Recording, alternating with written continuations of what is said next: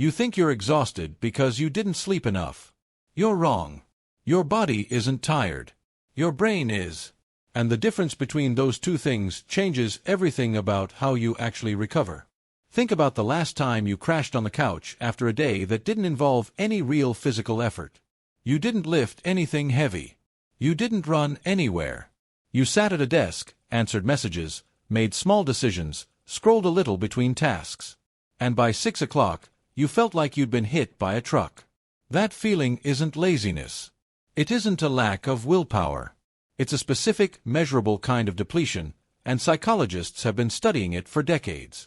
Psychologist Roy Baumeister spent years researching what he called ego depletion, the idea that self-control and decision-making draw from a limited mental resource that drains as the day goes on. His early experiments were simple.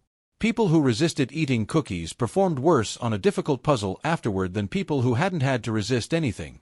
The resisting itself used something up. Later research complicated the picture, and not every study replicated cleanly, but one finding has held up again and again in real-world settings. Decision-making itself is exhausting, and the more decisions you stack in a day, the worse your later decisions get. The clearest proof of this comes from a courtroom, not a lab. Researchers Shai Danziger, Jonathan Levov, and Leora of Name Peso studied Israeli parole board judges over 10 months, tracking more than 1,000 decisions. Early in the morning, judges granted parole about 70% of the time. By the time they'd worked through a long string of cases without a break, that number dropped close to zero. Then the judges took a food break, and the approval rate jumped right back up to 70%. Same judges, same law, same types of cases. The only thing that changed was how many decisions they'd already made that day. Now think about your own day for a second. You didn't sentence anyone to prison, but you did decide what to wear, what to eat, which emails to answer first, whether to take the highway or the back road, what to say in that one slightly awkward group chat message. Every one of those tiny choices pulled from the same mental account. By the time you sit down to do something that actually requires focus, the account is already low, even if your legs never left the chair. So here's the part that surprises most people. Rest doesn't automatically fix this. Scrolling your phone for an hour feels like a break, but it isn't restful in the way your brain actually needs.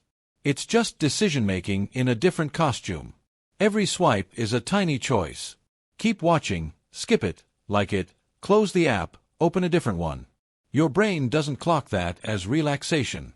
It clocks it as more work. Think about the last time you felt completely wiped out for no obvious physical reason. Drop it in the comments, seriously, because the version of that story people share is almost always the same one, a totally ordinary day that somehow ended in total exhaustion. There's a specific kind of attention that actually recovers you, and two environmental psychologists named Rachel Kaplan and Stephen Kaplan built an entire theory around it, called attention restoration theory. Their argument is that your brain uses two different kinds of attention. Directed attention is the effortful kind, the kind you use at work, in traffic, in a conversation you're concentrating hard on. It's the kind that gets depleted, the same way a muscle gets tired. The other kind is involuntary attention, the soft, effortless kind that gets pulled gently toward things like clouds, a fireplace, moving water, leaves in the wind. The Kaplans found that time spent in environments that pull on involuntary attention actually restores directed attention. Not eliminates the tiredness. Restores the capacity. This is why a 20-minute walk outside, with your phone in your pocket, can leave you sharper than an hour spent lying on the couch watching something. The couch keeps your directed attention half engaged. The walk lets it switch off completely, while something easier does the work of holding your interest. If this is the kind of question that keeps you up at night, you're in the right place. So what does an actual reset look like, in a single day, without turning your life upside down? It starts earlier than most people expect, with light. Neuroscientist Matthew Walker's research on sleep has repeatedly pointed back to one simple lever: morning light exposure. Getting outside within the first hour of waking, even for 10 minutes, helps set your circadian rhythm for the entire day, which affects not just when you get sleepy at night but how alert and stable your energy feels during the day itself. Most Americans wake up, grab their phone, and get their first light exposure from a 6-inch screen instead of the sky. That single swap, phone light for sunlight, is one of the cheapest resets available, and almost nobody does it. The next piece is decision batching. Remember the parole judges. If stacking decisions drains you, then reducing the number of decisions you make on autopilot gives you more capacity for the ones that matter. That's why so many high performers wear a version of the same outfit or eat the same breakfast on repeat. It isn't a personality quirk. It's a decision they made once so they never have to make it again. Then there's the involuntary attention piece. You don't need a mountain retreat. You need 10 unbroken minutes of something soft to look at, a walk around the block, sitting near a window, watching a plant instead of a screen. The content doesn't need to be exciting. That's the point. Boring, in the right dose, is doing real repair work in the background. And the last piece is the one most people skip entirely, a real stopping point. Not falling asleep on the couch with a show still playing. An actual, deliberate end to the input.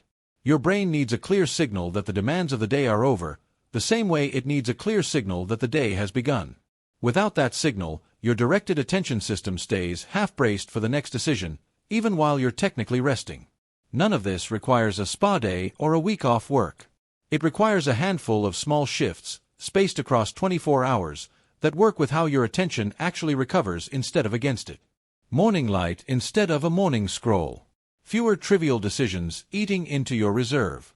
10 minutes of something soft to look at instead of something demanding. And a real defined end to your day instead of a slow fade into unconsciousness with a screen still glowing. You'll still get tired some days. That's normal. But the exhaustion that used to feel unexplainable starts making a lot more sense once you understand what's actually being spent. It was never really about how many hours you were awake. It was about how many decisions you were quietly making the whole time. So the next time you crash on the couch and can't explain why, you'll know. Your body isn't broken. Your attention account just ran dry, one small decision at a time. You thought you were exhausted because you didn't sleep enough. You were wrong. You were exhausted because your brain spent the whole day deciding, and nobody ever taught you that deciding is its own kind of work.